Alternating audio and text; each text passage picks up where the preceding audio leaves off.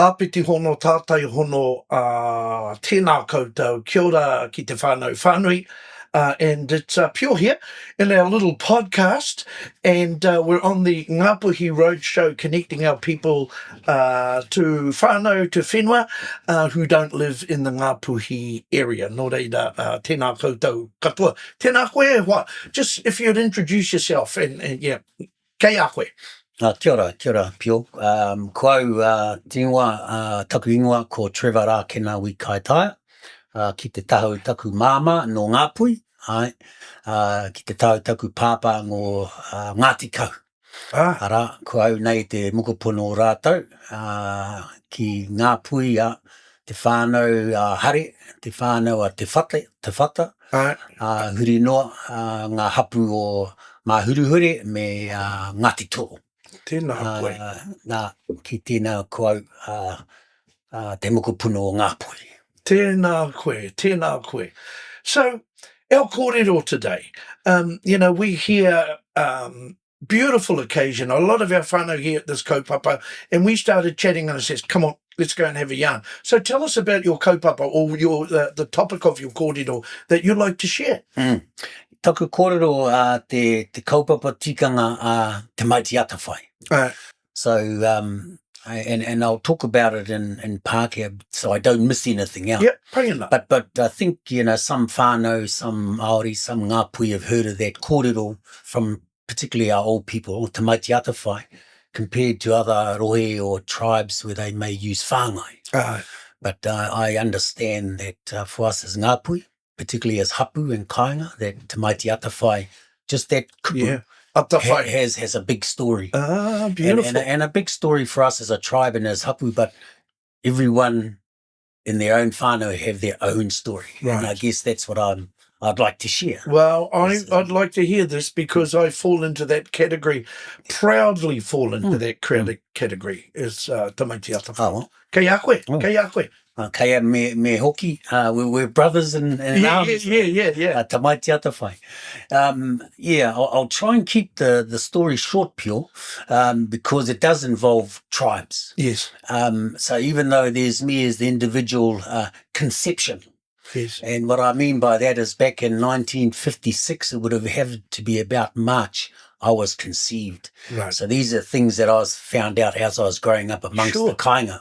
So my beautiful birth mother, Hema Harris, she went off to work as a 17-year-old like all our Ngāpuhi women and men did in other parts of the motu. She ended up at Tokoroa in the kitchen with some other aunties from Ngāpuhi, and the cooks in the kitchen at Kinleith.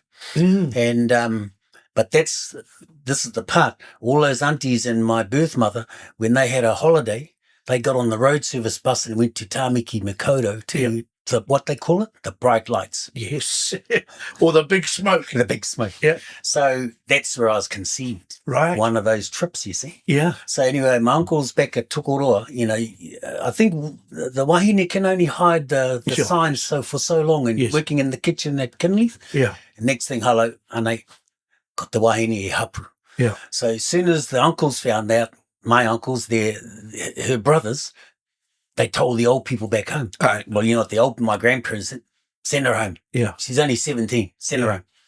So away we went. So there I am in the puku, already being conceived. Yep. And my grandmother, tōna ingoa, hēni te whata. Now, my grandmother, my kani mama, back in those days, she was the chief. And my grandfather, who survived the First World War, his name was Whare, otherwise Arthur Harris. He was a quiet man. So my grandmother, Heni, ruled the roost, and she said to her daughter, who's the father? Well, my mother didn't want to tell her, you see. Not going to tell you. And it's my pepe, it's in my puku. You know, so this is the generation that started to push back against the tikanga of the kāinga and the taking over.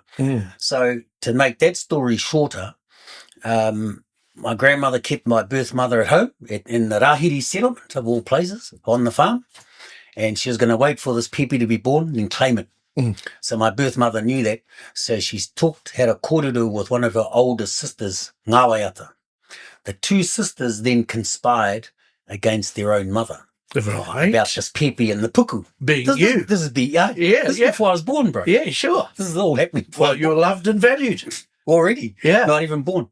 So my grandmother was trying to line up. She wouldn't tell her who the father was, or trying to line up the men. Well, half of them are relations. Yeah. So my mother would want to know part of this, So the two sisters conspired, and at Rahiri, where the papakaingas was across the river. So the plan was ring up on the old phone, Yeah. the old day phone, you Party take it line, up, yeah. right? And there's a few words to use, and that's what my mother's sister got the word that they need to leave their farm over at Ngāti Kau to come over Ngāmumuka Ranges to pick up my birth mother. There was a signal they had on the phone. Right. So, but she had to do it before the waters broke. Right. As soon as the waters broke, my grandmother would have moved in. Yeah. And no hospital in those days, bro. Yeah. Home birth. Home birth. Yeah. And my grandmother had given birth many people. So I was told on a stormy night, they got the phone call. So they shot over the hill. My father and my mother shot over the hill. Picked her up and they went back to the Ngāti Kau side of the Mangamuka Ranges, which meant when the pepe was coming, they were going to the Kaitaia hospital. Uh-huh. That's what happened. So on the 27th of December 1956, ko tai mai te pepe. Ko te hara mai te pepe. Christmas baby. 2 days after Jesus, bro. Yeah. I'm pleased about that because actually it was still a bit too close to that fella. But anyway, everyone forgets about my birthday. One day they'll say, "Oh, bro, how old are you?" They just celebrated Christmas and asked me how. All good.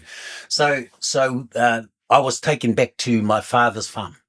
So obviously we're talking about my inherited father on my Ngāti Kau side.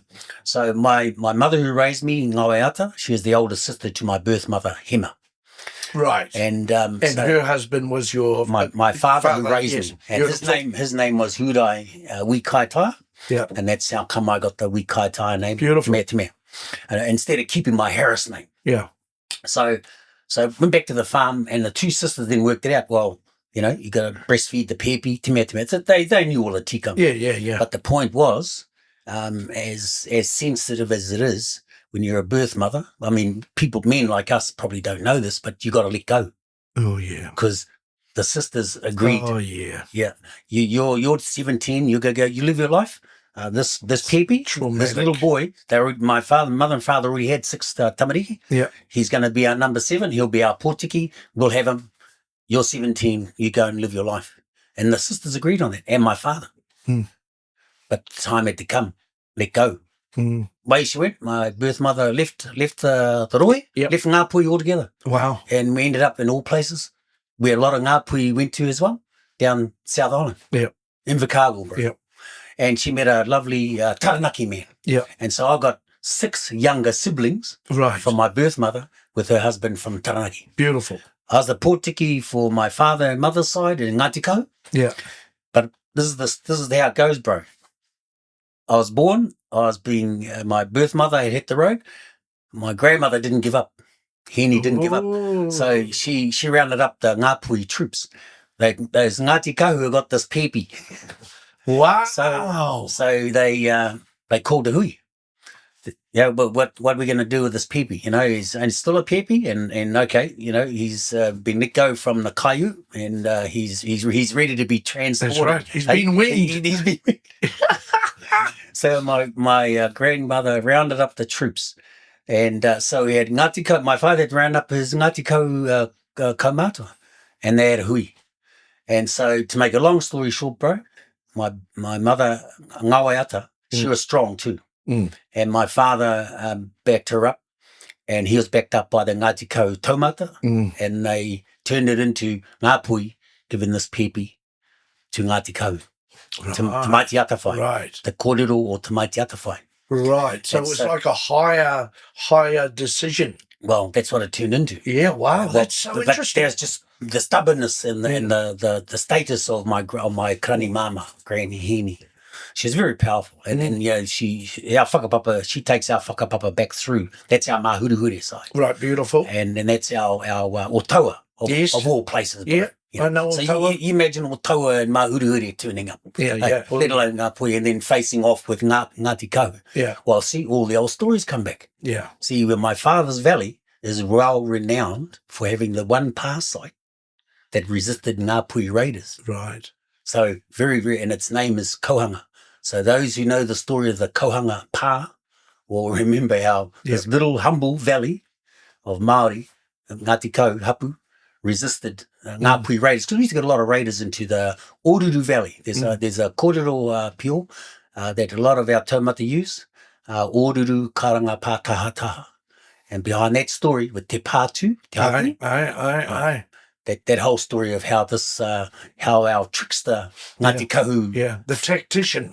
Well, yeah, they to make it, the story not to do with my birth or me being tamaiti atawhai, but this was the background, you see, to Ngāti Kahu having a strong stand against these Ngāpuhi with my grandmother saying, no, we're going to keep the we're taking the pepe. Yeah. But Ngāti Kahu had its stories to resist that Ngāpuhi push. So all the old stories come around the conflicts and both conflicts and aroha of the past. And resolution and whatever. So what's the outcome? The outcome was my father's side won. Yes. Well, we say not won, but they convinced Ngāpuhi that, tamaiti atawhai, we love him, we'll keep him. You know, he's got the best mother here. You know, she's respected by her own. And she's toto. Aye. Oh, yeah. You see, that's our side. That's right. And she's living in Ngāti Kahu land. Yeah. So all of those things come out, bro. Yeah. So to take it forward, Ngāpuhi and my grandmother, mainly her, reluctantly backed off. For sure. But I think as I was told the story, pure, the final say, remember I mentioned my grandfather, Granny Whare? Yeah, the quiet spoken one. Quiet, but when he did speak, he had the last word. So my grandfather backed up his daughter, Ngāwaiata. Which is your mother. Aye. Yeah. Against his own wife. My grandmother to say, no, the pepe stays with Ngāti Kau. Ko tatu. Aye. That's Kaoti. Yeah. So that was it. And that's where, like, maybe you experienced pure. But see, that Ngāti Kau knew that, you see? Yeah. And so they couldn't give me grief. So as I grew up, everyone looked after me. Everyone loved me. Yeah, because you're precious. Well, but I was passed around whānau, bro. Yeah. And never a problem. Mm. You know, I was passed around whānau. And the Pākehā kōrero, you used to hear it. Oh, Trevor's spoiled. Yeah. You know, well, that boy is up there and he's spoiled by everybody. And so they always saw us as tamaiti atawhais getting special treatment. I don't know about you. I didn't feel it like special treatment. To me, that was normal, and that's how it should have been. Well, history says that our kids were actually, now our Pākehā might call it spoiled, but we were lavished on. You know, if you got back 400 or 500 years, that was the way it was done. That's because, right. You know, Tamariki, children of God. And, you know, even in my, you know, your story's beautiful and it's not a time for my story, but I had one of the best childhoods in New Zealand and I was adopted, okay? But whakapapa was the same. So I was adopted by my auntie and you were adopted by your auntie.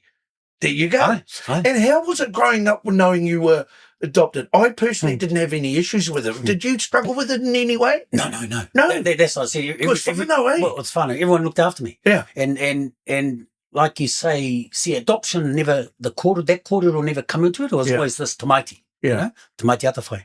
So that's what I always remember. But not that I understood it at the time. All I knew is that, so the kind raised me, bro. Yeah. On my father's side, so all my aunties on my father's side, all my aunties and uncles on my mother's side. So I moved around. You know, we had a farm, and we all grew up healthy on the farm. You know, doing dairy milk. But every holidays I was gone, bro. Yeah. And I was either in Tamariki with Koto or in Whangarei or up at Te Hapua. Yeah. All the whānau, all the relatives, but it was all whakapapa. Yeah, that's right. It was all whakapapa. And they said the whole thing. Oh, who's that boy? He's ours. It's ours. It's not so-and-so's. He's ours. And kuia nā te pātai. See, when I was left with an old kuia over in Ahipara, you know, Ahipara, staunch, you know, or that te rāua lot, you know. Yeah. And they said, koi tēnei, you know, there's this little fella running around amongst our mokopuna, you know. Yeah. And then the old kuia would tell them, shut down, kei te pai. See, why I share the story, and you hit on it, Pio, is we knew how to do that. Yeah. We didn't need the government system. No. And we didn't need the 1953 Adoptions Act. We had our process. We had our way of doing it. And it was solid. Yeah, we're evidence of that. And there'll be hundreds and thousands of other Māori out there that, tamaiti atawhai, that are, and other tribes that call them whāngai. We all be evidence of that. So the point is this, is don't try and still feed us the Pākehā system. When we know we've done it in the past, we can still do it going into the future. So no, te kōrero kia koutou mo te wāne. Ai. E hoa, tino pai. E tikana te kōrero ko te mea nui, ko te aroha ki te tangata nei. Ai. Puna. Kia ora. Ai.